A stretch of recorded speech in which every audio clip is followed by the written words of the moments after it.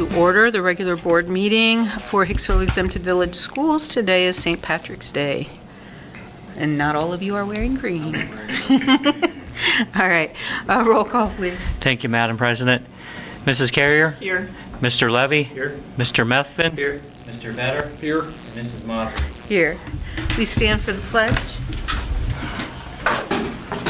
I pledge allegiance to the flag of the United States of America and to the republic for which it stands, one nation under God, indivisible, with liberty and justice for all. All right. Well, I'd say welcome to any visitors, but none of you out there are strangers. Eric always has something for us to look at, so. Well, it's food for thought to take with you, and that's why I brought it tonight, is you don't need to, this is something that Mike, John and I are working on right now, but before I go to that, we did get all the mowers back from the downtime guarantee program. We're ready for spring, we're ready for the grass to grow, start mowing. We got the park buildings all de-winterized, water turned back on, and everything tested on those, we're all good. Filters were all delivered today for filter changes coming up this week and next week for spring break. We've had some camera meetings with the technology department on possible upgrades on our cameras due to our cameras are considered Chinese cameras and they call back home to China. And it's on the list of government camera systems that are not approved through the government. So we've been meeting on that. I've been interviewing some custodial opening we have for full-time second, third shift. And it's towards the end of the year, so it's really our busy time when it comes to all the events going on in the building, all the music programs and wars programs, graduation and stuff. So getting ready for spring break, a lot of cleaning to do. But the packet I give you, like I said, Mike Rue and John Adams, myself, we've been in discussion since February of this year. The gardener had reached out to Mike, letting him know about a program that was out there through the federal government called the Inflation Reduction Act. Through that act, geothermal building is one of the items on the list that even though they're owned by a tax-exempt organization, we would qualify for direct pay as part of the enhanced investment tax credit. They told us on the Zoom meetings that there was a 30 to 60% chance of getting a rebate. I think it's more like 30 to 40, probably. 30% of the cost. Yes. 30 to 60%. Of the total cost of the project. Yeah. Yes, that includes all the engineering, all the installation, all the materials. So if we're, let's just say we're looking at replacing $1 million worth of HVAC equipment, that would be possibly $400,000 that we would get back, and we would have, out of the $1 million. So right now, all of our equipment, between all of our heat pumps and geothermal pumps, geothermal field, everything's going on 18 years old. The stamp that's on all of our heat pumps in the building are 2007 when this building was built. So they're going on 18 years old. Life expectancy of a commercial grade geothermal heat pumps 20 to 25 years. We've replaced 3 of these within the last 6 months, 6 of them in the last 16 and a half years. We have no idea ever which one would be the next one that would go out. Some of them are communication issues where they run 24/7 like this room used to do until we got it replaced. Over Christmas break, it would run 24/7, 7 days a week. Over Christmas break, unless we shut the breaker off. It lost communication with the computer, and to replace the circuit board to make it talk with the computer system again, you're looking at $3,000 to $4,000 for circuit boards. I actually had to change 2 circuit boards to get them to communicate. Wasn't really worth dumping $3,000 or $4,000 into a unit that is 16, 17 years old. So this was one of 3 units that we actually replaced. Like I said, the last time we ordered the 3 units in June of 24, and the first time we had a chance to get one installed by the contracting company, just due to one that showed up and it came in during school hours, was October 18th, the Friday after parent-teacher conferences, and the next 2 was not installed until Christmas break. So there's a little bit of a lead time for room we have to leave the unit. And the units are all different voltages, different sizes. There are some that are the same, but for us, we don't have any storage, and for us to buy a dozen of them and set them on a shelf, I mean, not knowing when you're going to use them or put them in. The warranty starts by when you purchase them or install them. All depends on the vendor. But it doesn't make a lot of sense to have a lot of them set on the shelf. I did get 6 spare circuit boards found on eBay with some help with another contractor. I plan on swapping 2 of those out one at a time to make sure the first one works over spring break, because currently we have 2 more units, one on the elementary and one on the high school site. 2 more that are not communicating. They run 24/7. They try to maintain factory default settings of 68, 72 degrees. 7 days a week, 365 days a year. So I'm going to change one of those over spring break and see if the company can commission that new board and get it to talk again. And I'm talking like $25 for one of these boards. So it was a used one online. With all this being said, just kind of give you a pamphlet. Gardner also deals with the Lion Group, and they're kind of the company that oversees the project, making sure you qualify for all the rebates, kind of the legal end of it. And we meet again on Friday, 10:30, I think it is. We have another Zoom meeting with them. But this company, Gardner and the Lion, would like to be present between the Zoom meeting and one person in person on the April board meeting. So I told them we kind of put a bug in your guys' ear, let them know that what's coming along, let you guys do a little bit of research, come up with questions you guys may have for them. I think that's all I got. The Gardner rep is willing to come in and speak to you guys if you would like to hear directly from them. They would come in and speak to you and answer questions and whatnot. But it's a potential great opportunity to update our systems without having to pay 100% of the cost.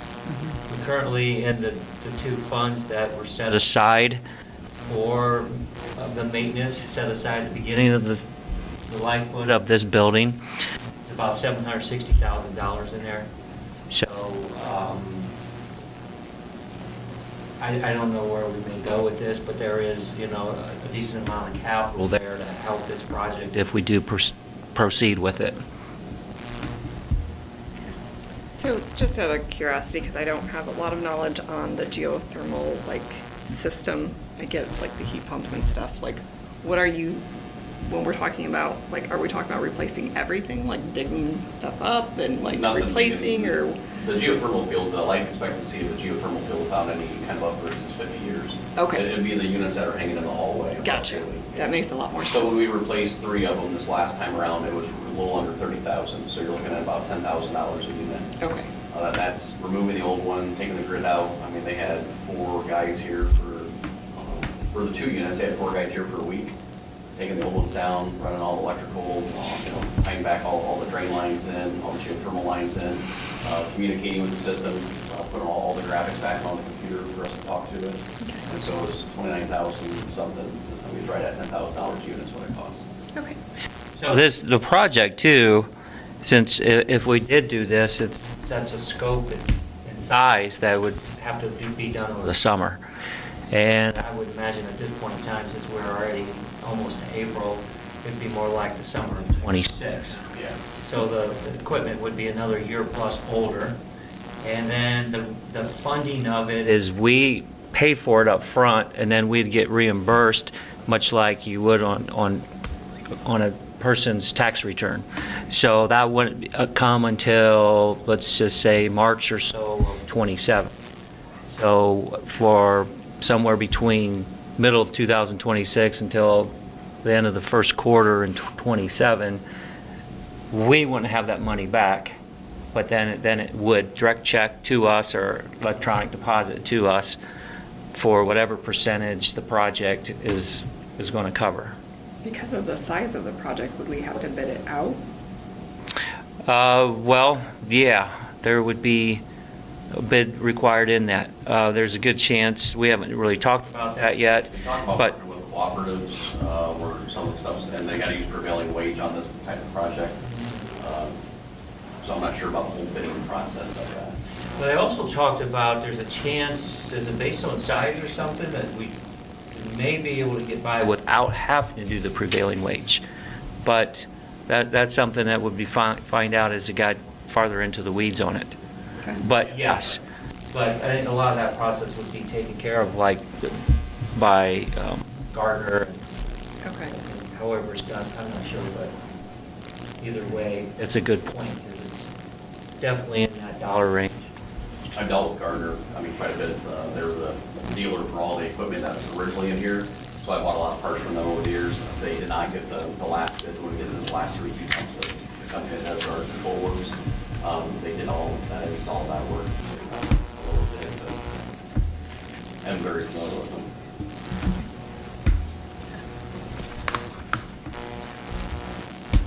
Thank you, Eric. I appreciate you typing this up. It makes it a lot easier to Give you some information to look over and have a month until they're on site, so. One of the things that he talked about too, Eric talked about, were the cameras throughout the building. Mr. Schaefer applied for an Attorney General grant of amount of $40,000 that would be used for the cameras that we received a week ago Monday. So we have received $40,000. It's but unknown yet exactly what the project would cost. The upper level bid has come in, or quote, and it's would be approaching $300,000. We already said that's not the direction we're going to go. But there is a couple other companies that maybe will be providing some cost. See where those go. You said the one of them, I think, is at $160,000 More or less, yeah. or less, and then there's still another one. We're trying to set up a Zoom meeting with them to go over a demo of their product. And they're very familiar with the school and been on site many, many times. Okay. Any questions? Thank you, Eric. All right. So we'll move on to principal reports, and I know we only have 2 of those tonight, so I really like to see rock, paper, scissors, guys. We already know I'd win that, so I'll just go ahead and start. Gauntlet toss. Yeah, right. So I want to start by recognizing one of our middle school students. On Friday, February 21st, we had our middle school house assembly, and I want to say a big congratulations to Maddox Yoder for winning our February Essential Ace Award. He's an awesome kid, brings a lot of positive energy to our school, really hard worker, and just really deserving of this award. So just wanted to recognize Maddox here tonight. With it being the end of the third quarter, we've had our incentive days last Friday. As I've kind of talked about before, behavior, attendance, grades, work ethic, and all that kind of stuff go into determining the kids that are eligible for these incentive days. But our 5th graders were able to bring in electronics, so we had kids bringing in flat screen TVs and Xboxes and different things, and they set them up in Miss Ainsworth and Mr. Rosebrock's room, and they just had a great time Friday afternoon playing those. So that was really cool to see. Our 6th graders spent the afternoon having a movie day and eating popcorn, which they really enjoyed. Our 7th and 8th graders got to go to the Fort Wayne YMCA. They got to swim, they played volleyball and basketball in their gym, and they had a rock wall there for them to climb. So they had a lot of fun doing that too. I want to say a big thank you to the Wholesale House for sponsoring our 7th and 8th grade trip, and just all the 5th through 8th grade teachers for putting these incentives together. It really is a great motivating thing throughout the quarter. We've seen a lot of positives from these incentives, but they are a lot of work. So I really appreciate the teachers doing that and rewarding our kiddos. We are looking forward to our spring sports season. It's crazy, we're already to spring sports, but on March 31st, it's a Monday, our middle school track team is going to have the first of their mini events, so we just want to wish them and all of our spring athletes good luck. Just a note, we've begun in the middle school our scheduling process for the 25-26 school year. Students have chosen certain electives that they're interested in, and now we're in the process of crafting the individual schedules. So that's quite a process. We're still a ways off, but we're in the beginning stages of that for next year. And then finally, obviously the month of April is our state testing month. Our 5th and 8th graders have 3 tested areas, ELA, math, and science. Our 6th and 7th graders have 2 tested areas, ELA and math. And I just want to stress the importance to our students and our parents of just how important attendance is over this next month or so as we hit review really hard, and then obviously administer these assessments that kiddos are here. So be on the lookout, parents, for a form detailing the different grade levels and the different dates of their state tests, just so we can be prepared and rested and all that good stuff. We're really proud of the year we've had. Our teachers and students have worked extremely hard, and we're excited to see how we do on those. That's it. Thank you, Tony. Yep. Aaron? All right, well, our busiest time of the year is starting in the high school. First off, we have our seniors taking off for New York City tomorrow evening, and then they are going to be returning back to Hicksville early morning on Saturday. So 36 seniors are going this year, and look forward to that exciting opportunity for them. Spring Innovative Interview semifinals are this Wednesday at PFW. The top 8 place finishers from the second semester will compete to see who joins the top finishers from first semester. And then those students will go to the finals, which will take place on April 7th at Defiance College. Spring sports are also currently underway. First contests are starting very soon. Varsity softball will play host to Fayette next Tuesday, March 25th at 5 p.m. Varsity baseball will play at Crestview on April 3rd at 5 p.m. And then our first track meet will be on April 8th at 4:30 p.m. when we host Wayne Trace, Stryker, and Hilltop here at home. Our high school student council had a successful student blood drive last week. They were able to collect 24 units of blood, so thank you to all the students, staff, community members who came in to donate. On Wednesday, April 2nd, our seniors will be traveling to Columbus with Mr. Blue, the annual State House tour. And then on Friday, April 11th, the seniors will be participating in job interviews with local businesses here at the high school. That's to further practice their interview skills and then also learn about local job opportunities. So some employers will be coming with actual opportunities for students, some seasonal, some full-time. So that's an exciting day for them. I'd also like to give a shout out to our seniors who did an awesome job at the annual senior coronation on March 8th. It was a great performance, full of laughs, and our students really did a great job. Congratulations to Maria Saunders for being named the March Essential Ace for the high school. She was presented this award last Friday at the high school house assembly. And then finally, our state testing in the high school begins on Tuesday, April 15th. Our first test is going to be ELA 2 for the sophomores. Sophomores take a total of 4 tests, and then the freshmen take 1 test, Algebra 1. And that's all we have for the spring because seniors already tested government and the juniors are done with their ACT. But we do wish all of our freshmen and sophomores the best of luck on the tests and expect that they give it their best. That's all I got. Thank you. Eric, do we have anything for Fort County? Yeah, a couple things here. The CBA was approved for the 4 county board and teachers, so that's all good news. You're going to hear Mike talk more about the fair funding for local schools, which is a very big deal in the wrong direction for the local schools. But trade schools, it really doesn't affect nearly as much, so it doesn't have Fort County too worried. And then on the most exciting news of all is they break ground on May 2nd for the addition. Thank you, Eric. And superintendent's report. Yep, very brief. We've been conducting interviews in several different departments, so we've been setting in on a lot of those. I went to Columbus, and I actually, unfortunately, missed coronation, but I was in Columbus and watched the kids that participated in the archery competition down there, which was fun to watch that. So did that, and other than that, it's the usual stuff this time of the year of getting new positions figured out. I go to a job fair on Wednesday. Where am I going? Where are you sending me? Ada? Yeah. So I'll be there on Wednesday. So that's it. How they got a polar bear mascot in Ohio is beyond me, but it is not. It's got the Regal Beagle and a big football. I mean, that's about it. We had a lady in the building today from Siberia. Oh, really? Yeah. Oh, cool. She's touring the country for educational stuff. That's nice. Yeah. That's Shorts fun. and tank top. So All right, so we are moving on to the minutes and financials. I need a motion, please. I'll move. Thank you, Galen. I'll second. Thanks, Jen.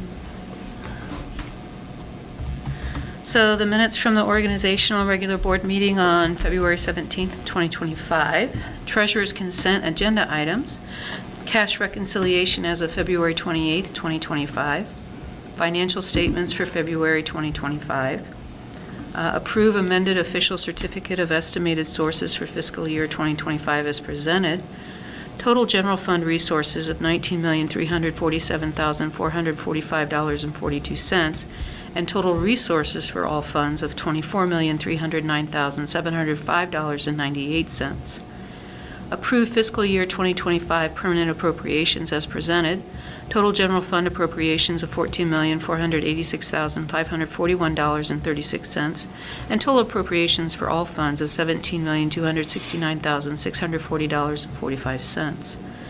To approve the following then and now certificate for Northwest Ohio Welch Trophy, which went for staff shirts for $3,382 as an incentive, and to authorize the treasurer to enter into the Ohio Workers' Compensation Group Rating Program administered by Sedgwick as the district's third-party administrator, effective with the policy year beginning January 1st, 2026. Accept the following donations: $250 from Bob and Roxy Tenbrook for Special Olympics, $668.84 from PTO for Elementary Kindness Week, $250 from the Wholesale House for Middle School Incentive Program. Discussion? No? Cool.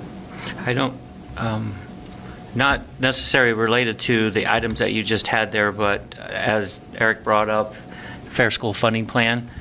I sent out notices to you guys a week or two ago regarding contacting a rep. Mr. Kloffenstein did reach back out to me. We spoke for a few minutes, had a good conversation. He said with his questions he's asked the Finance Committee, he doesn't feel like they are interested in moving the base costs from 2022 onwards. He did kind of think that maybe something could be done somehow, but he right now did not, or at that time, think that that's going to be changed. That's huge. Right now there's hundreds and hundreds of school districts throughout the state. Fortunately, we're not one of them, that the simulations show that they're actually going to be losing money if the base costs don't get moved. With the base costs moving, it changes that number dramatically, where there's not near as many schools that are actually losing. When I say losing money, whatever they're getting current in this school year through state funding would actually become less either one or both those years, and or in total. So we currently, our simulation says we will get more money in each of those next 2 years in the biennial budget. The simulation also says that these figures can likely change, and that the whole idea of the simulations that come out is every school district, and what it's looking for is this is what the state is looking to fund towards those schools. And if you take out some of the add-ons, actually the entire state public schools are to lose money in each of those 2 years. However, the voucher private school funding program is set to go up about 8% in both years. So Mr. Hoffman in the House has stated that there's an inability to continue to pay for public schools, but is showing an appetite to increase the payment to private schools. That doesn't make sense to me, but I think whatever we can do to reach out to our legislators, make contact with them, let them know that we're doing great things here, that public education makes up about 90% of the students in our state, and public students are our future. Our students, our kids are our future. Not just public, but all of them. But public schools make up the grand majority of them. So we can't ignore investing into our children. And no, we don't do that here at Hicksville. Our staff, our community, our parents, they're all invested. But it's also important that the investment comes from the top of the state of Ohio and takes care of our entire state, not ignore it and leave us on our own. With that said, too, one of the things that can be a detriment to the whole thing, if the state isn't funding schools fairly and equitably, then what's going to end up happening, it's going to go back to the local taxpayers. And taxpayers are already taxed enough. We don't want to have to go back to them and ask for more money. So it's vitally important that the biennial budget takes care of the public schools. So if there's anything you can add, if you know anybody, if you just reach out to our representatives and that's to the people in the community. Reach out to those and let them know that the importance of funding our schools is just, it's really there. They need to do it. And if you got questions, maybe wanting some information, I may be able to supply it, so reach out to the treasurer's office, and I can see what I can do to help anybody out who wants to speak to our representatives. Thank you. Thank you, Mike. I appreciate you giving us those updates too, and easy click information. All right, roll call, please. Mr. Methvin? Yes. Mrs. Carrier? Yes. Mr. Levy? Yes. Mr. Vetter? Yes. And Mrs. Mazur? Yes, motion passes 5-0. Moving on to the employment of certified staff. Motion, please. I'll move. Thank you, Eric. Thank you, Tyler. To approve the following as stated, Melena Huffine as certified substitute for the 24-25 school year, Caleb Horvath as certified substitute for the 24-25 school year, excuse me, Michael Green as a certified substitute for the 24-25 school year. Any discussion?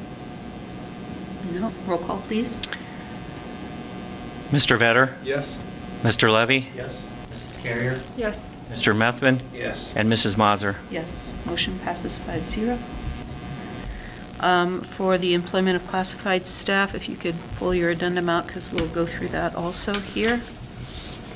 As long as you're okay, Mike, with us combining again. I'd just maybe make them two because separate just, ones? yeah. All right, so we'll start with the employment of classified staff on our agenda, as is. I need a motion, please. I'll move. I'll second. Thank you, Jen. Thank you, Eric. Melena Huffine as a classified substitute for the 24-25 school year, and a volunteer assistant track coaches for 24-25 school year as follows: Josh Fries and J.R. Mendoza. Discussion? Okay, roll call, please. Mrs. Carrier? Yes. Mr. Vetter? Yes. Mr. Levy? Yes. Mr. Methvin? Yes. And Mrs. Mazur? Yes, motion passes 5-0. We'll move to the addendum for the employment of classified staff. A motion, please. I'll move. Thank you, Galen. I'll second. Thanks, Tyler. To issue a one-year contract to Addie Saylor for the Assistant to the Treasurer Payroll Benefit Specialist with 10 years' experience effective May 1st, 2025. Discussion. Yay. Yeah, Finally. I'm really excited about Mrs. Saylor. I think she will be an incredible addition to our school district, so let's welcome her aboard. Yeah, we'll say that. Congratulations to Addie. Okay, a roll call, please. Mr. Methvin? Yes. Mr. Levy? Yes. Mrs. Carrier? Yes. Mr. Vetter? Yes. And Mrs. Mazur? Yes, motion passes 5-0. Moving on to services and agreements. A motion, please. I'll move. I'll second. Thank you, Jen. Thank you, Galen. Effective March 11, 2025, the cafeteria will use Custer's Dairy. Master Services Agreement between Hicksville Exempted Village School District and Hazel Health Incorporated, DBA Hazel Health of Ohio and Telehealth Services of USA. Discussion? I just want to note that Custer's Dairy has mentioned that they would keep the price the same as what ARPS has had. So at least for this year, as this year process, we'll have to see what happens starting year 2, but it's next year. Okay. Roll call, please. Mrs. Carrier? Yes. Mr. Methvin? Yes. Mr. Levy? Yes. Mr. Vetter? Yes. And Mrs. Mazur? Yes, motion passes 5-0.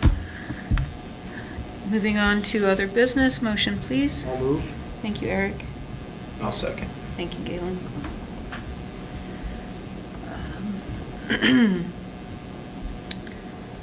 On this one, I'm assuming we'll just, Yeah, this Replace it. one, the second item is basically being replaced. It's the same topic, it's just worded differently. okay, so we have high school volleyball team to attend Ohio State volleyball camp from July 25th to 27th, and then on the extra sheet, we see that substitute bus and van drivers and activity bus van drivers are to be paid per bus driver's pay scale at step 0 for both driving and sitting time. discussion. It's nice that we got this taken care of. I think it's going to help a lot. Yeah, the revision that we brought forward here at the last moment is to keep pace with when things change, so it's step 0. Currently, the dollar amount's $21.81. Well, if that changes in the future, then we'd have to make another motion. This way, it will continue to write out. Yeah, Yeah, that's good. step 0 would be. Process solution. Yeah. Yep. We're good. All right. So roll call, please. Mr. Vetter? Yes. Mr. Methvin? Yes. Mrs. Carrier? Yes. Mr. Levy? Yes. And Mrs. Mazur? Yes, motion passes 5-0. Is there any old business that anyone would like to discuss? Okay. Any other discussion for the board, commentary? We don't have any unannounced. We will be moving into executive session. We won't have any immediate action to be taken. We are going in for number 1, to consider the appointment, employment, dismissal, discipline, demotion, or compensation of a public employee or official. If that is fine, I'll say probably 6:07 that we would move into executive session, give you guys a break if you need it. Or are you guys ready to plow through? I'm good. You just keep plowing. All right, then we'll go in at 6:01. We need a motion, please. I'll second. All right. So Jen and Tyler between 6:01, and we will figure out the end.